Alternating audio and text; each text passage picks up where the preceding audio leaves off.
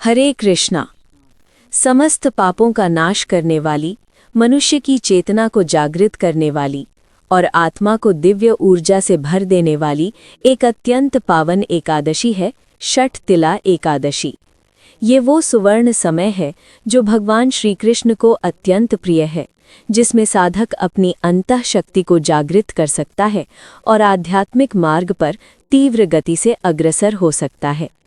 माघ मास के कृष्ण पक्ष में आने वाली ये एकादशी विशेष इसलिए भी मानी जाती है क्योंकि वर्ष भर की सभी एकादशियों में केवल इसी एकादशी पर तिल के सेवन, दान और प्रयोग का विधान बताया गया है।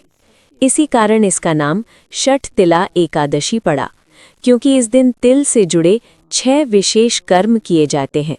तो आइए इस पावन अवसर पर हम भविष्योत्तर पुराण से वर्णित षठ तिला एकादशी की सुंदर और शिक्षाप्रद पौराणिक कथा का श्रवण करते हैं।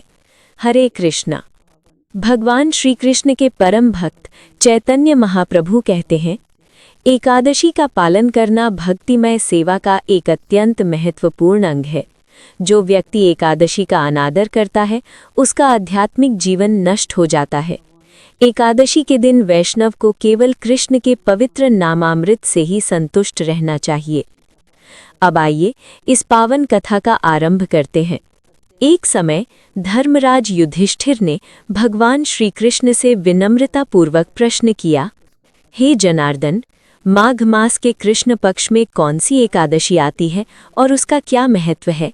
कृपया विस्तार पूर्वक बताइए।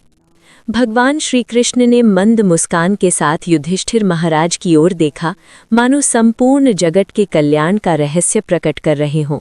उन्होंने कहा, हे राजन, माघ मास के कृष्ण पक्ष में आने वाली एकादशी षठ तिला एकादशी कहलाती है। ये समस्त पापों का नाश करने वाली है। इसकी कथा महर्षि पुलत्स्य ने महर्षि दालभ्य को सुनाई थी। वही कथा मैं आज तुम्हें सुनाता हूँ, ध्यानपूर्वक सुनो। दालभ्य ऋषि ने पुलत्स्य मुनि से पूछा, हे मुनिवर, मृत्युलोक का प्रत्येक प्राणी किसी न किसी पाप में लिप्त है। उन्हें नरक की यातनाओं से बचाने का क्या उपाय है? पुलत्स्य मुनि बोले, हे महाभाग, माघ मास के कृष्ण पक्ष में आने वाली एकादशी को षठ तिला एकादशी कहा जाता है।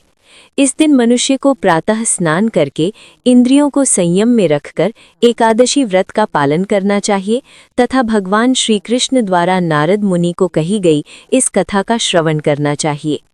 उन्होंने आगे कहा, इस दिन काम, क्रोध, लोभ, अहंकार और निंदा का पूर्ण त्याग करना चाहिए। परम पुरुषोत्तम भगवान का स्मरण करते हुए भूमि पर गिरे हुए गोबर को एकत्र कर उसमें तिल और कपास मिलाकर 108 पिंड बनाए जाते हैं। माघ मास में जब आर्द्रा या मूल नक्षत्र होता है, तब इसी एकादशी का व्रत धारण किया जाता है। रात्रि में अपराध क्षमा के लिए श्री कृष्ण नाम का जप किया जाता है और जागरण किया जाता है। चंदन, कपूर और पवित्र भोग से पद्मनाभ श्रीहरि की पूजा होती है। पवित्र अग्नि में उन तिल मिश्रित 108 पिंडों को भगवान को अर्पित किया जाता है। साथ ही सीताफल, नारियल, अमरूद अथवा उनके अभाव में सुपारी अर्पित की जाती है। षठ तिला एकादशी के 6 विशेष कर्म इस प्रकार हैं। 1. तिल का दान। 2. तिल का सेवन। 3. तिल से स्नान। 4. तिल मिश्रित जल का पान। 5.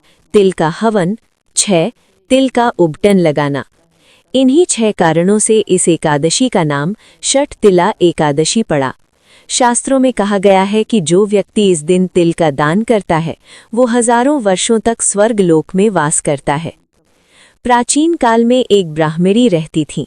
वो ब्रह्मचर्य का पालन करती, व्रत उपवास करती और भगवान की उपासना करती थीं, किंतु उसने कभी अन्न दान नहीं किया था। अनेक तपस्याओं के कारण उसका शरीर दुर्बल हो गया, पर दान के अभाव में उसकी साधना अधूरी रह गई। एक दिन भगवान श्री कृष्ण उसकी परीक्षा लेने ब्राह्मण का वेश धारण कर उसके घर पहुंचे और अन्न की भिक्षा मांगी। क्रोधवश उस ब्राह्मणी ने भिक्षा पात्र में मिट्टी डाल दी। भगवान शांत होकर वहां से चले गए। तपस्या के प्रभाव से वो ब्राह्मणी वैकुंठ तो पहुंची, किंतु वहां उसे अन्न विहीन, कांतिहीन महल प्राप्त हुआ। तब उसने भगवान से प्रश्न किया, भगवान बोले, हे साध्वी, तुम अपने घर लौट जाओ। जब देवताओं की पत्नियां आएं और षठ तिला एकादशी की महिमा बताएं, तभी द्वार खोलना। उसने वैसा ही किया। देव पत्नियों से महिमा सुनकर उसने षठ तिला एकादशी का विधिवत पालन किया। उसके प्रभाव से उसके घर में धन, अन्न और सौंदर्य की वर्षा हो गई। कथा के अंत में पुलत्स्य मुनि कहते हैं, जो भी श्रद्धा से षठ तिला एकादशी का पालन करता है, वो आध्यात्मिक, मानसिक और शारीरिक दरिद्रता से मुक्त हो जाता है और जीवन के अंत में भगवान के दिव्य धाम को प्राप्त करता है।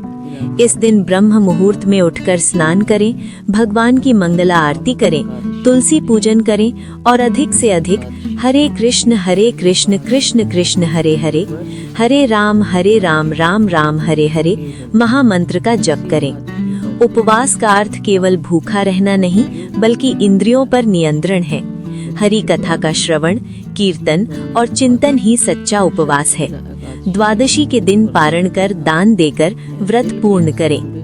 आइए आज के इस पावन दिन हम अपनी चेतना को पूर्णतः श्री कृष्ण के चरणों में अर्पित करें और अपने मनुष्य जीवन को सफल बनाएं। हरे कृष्णा।